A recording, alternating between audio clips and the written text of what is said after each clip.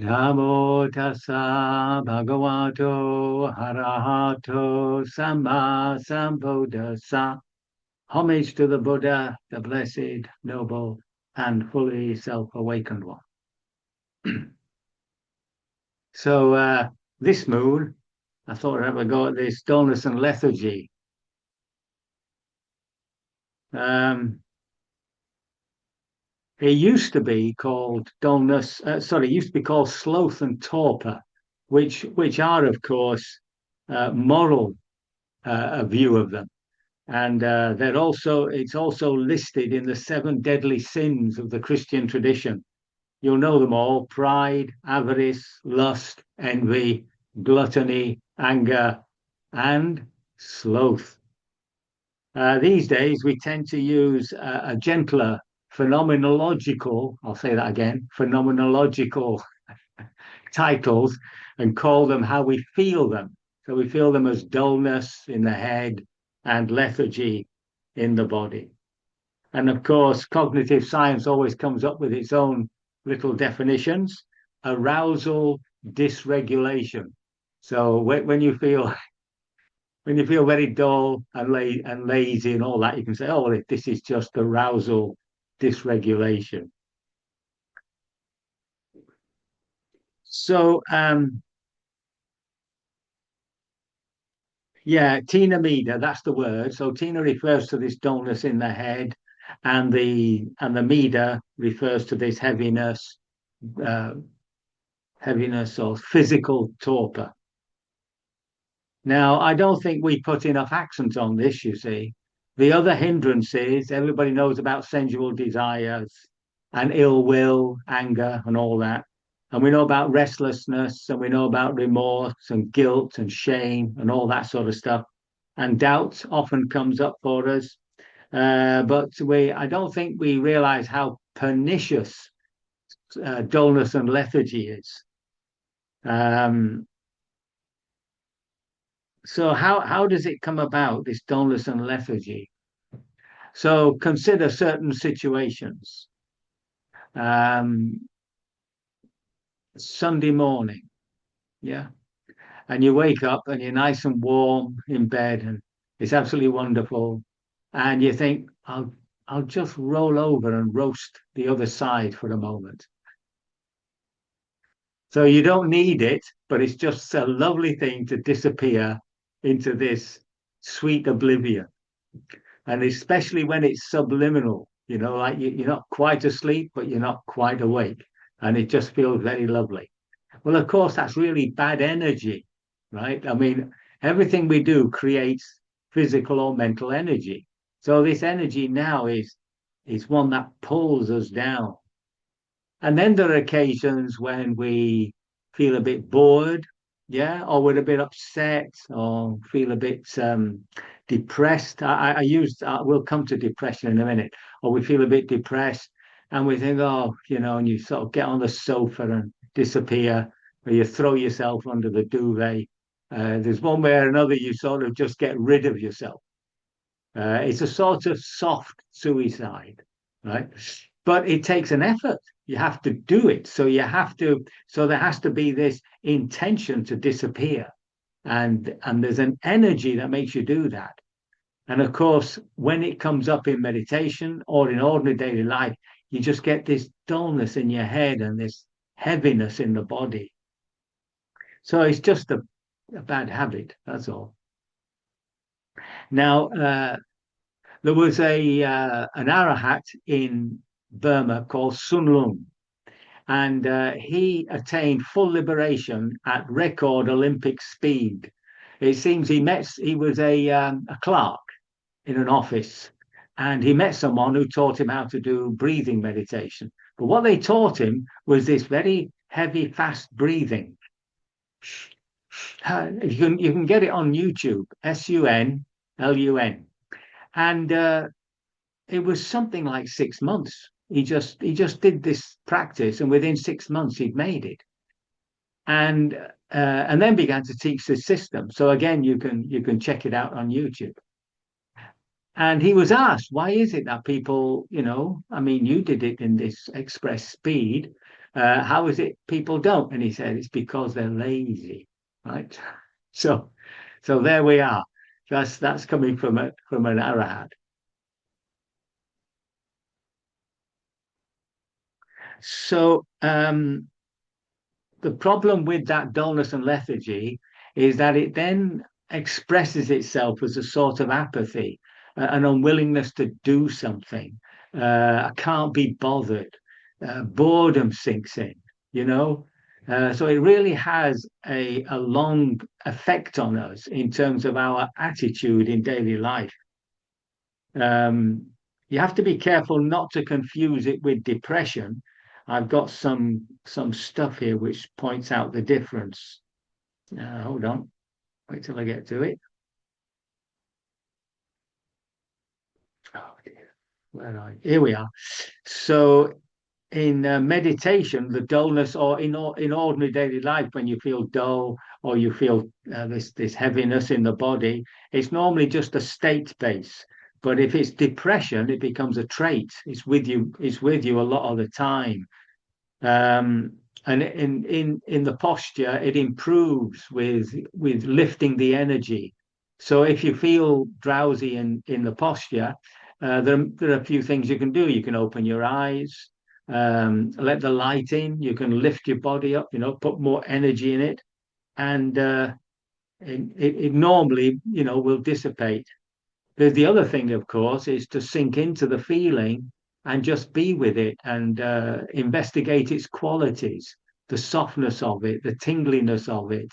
Be surprised how it feels when you drop into the body.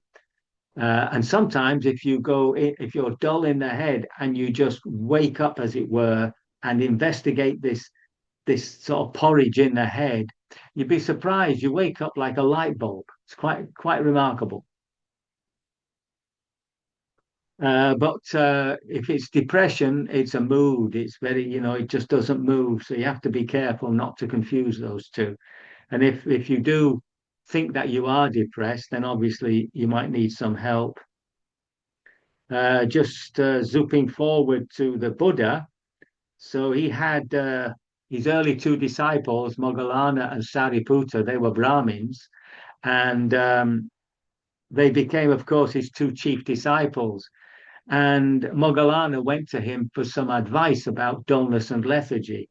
And he gave these sorts of advice. He says, change the focus, put your attention on something which is going to raise your energy. In his terms, it could be reflecting on the Dharma. You can even do some chanting, just something to lift the energy. He also suggests that you pull your earlobes, so you can always try that. If you really press your fingers in, it really hurts. In the old days, that's what your parents used to get hold of, just to, just to wake you up. And then there's light, of course. I've mentioned opening the eyes and letting the light in. And then he says, oh, and walking meditation, of course. You can always do that. Uh, and also, just in ordinary daily life, remember after you've eaten, even if it's the right amount, if it's carbohydrates, the body does produce a chemical that makes you feel drowsy, wanting you to spend some time resting in order to digest and go through that whole process. Um, but you have to be careful that you don't give into the sleepiness of it. That's all. And if in fact you are overcome by sleepiness after you've eaten, then you might be eating too much. And then he says, when all that fails, he talks about mindful rest. All right. So to actually rest and just try a yoga thing of the yoga nidra, something like that, just to relax and not to actually lose consciousness. So let's go back a little bit.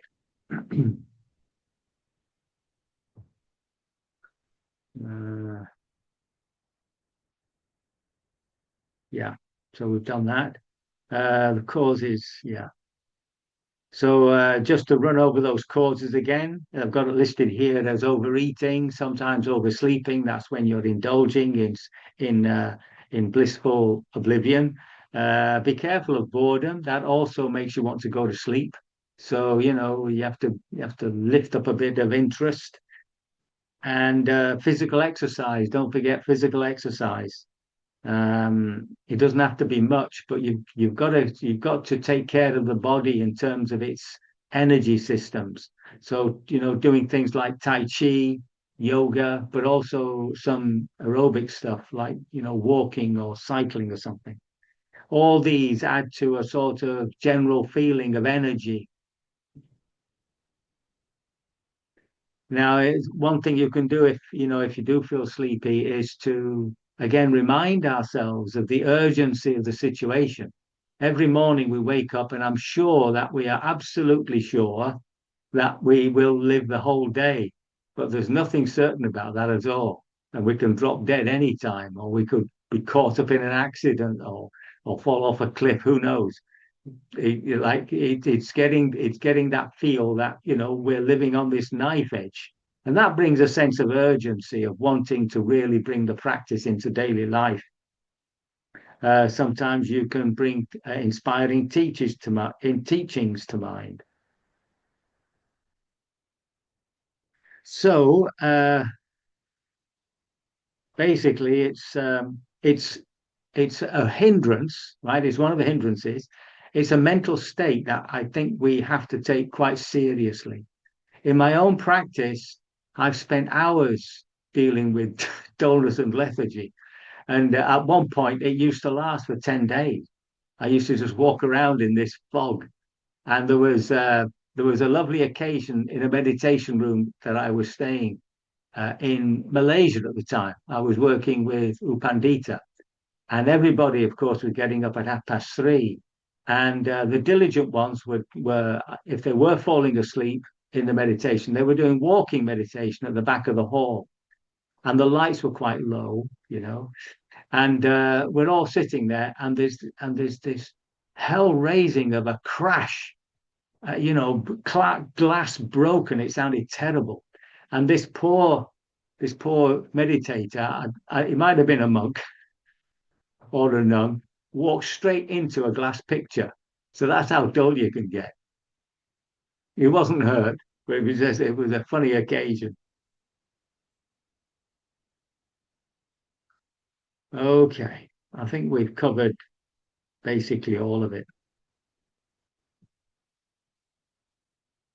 There's um there's always let's have a look now. Oh, I've lost it. Come on, come on.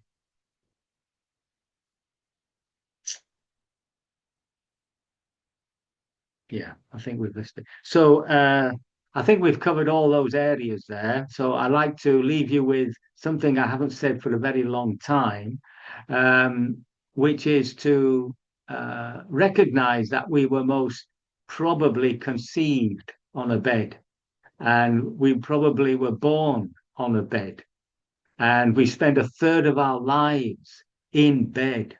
And when we're sick, we go to bed, and we'll probably die in a bed. So it's good to remember that the bed is probably the most dangerous place on earth, right? And just stay with it. Every time you look at the bed, just think of it as the pit, so that you actually regulate how much you're falling asleep. Because any oversleep, that creates this bad energy, this downer. Uh, on a final note, there is a connection between restlessness and dullness and lethargy. Often in your meditation, you'll be quite restless, and then suddenly find yourself dozing. And sometimes you're feeling very dull and unenergetic, and suddenly you become restless. And as I experience it, it's the same energy. One of it's coming up, and the other one's going down. So one trick when you are feeling dull is to start from the feet and just bring your attention up the body, feeling things. It's an exploration, but don't go down. Start again at the feet and just keep coming up. And that also, for me anyway, has an effect of, lifting that energy. Very good. I can only hope my words have been of some assistance, and that by your diligent practice, never falling into the error of dullness and lethargy, you will be liberated from all suffering sooner rather than later.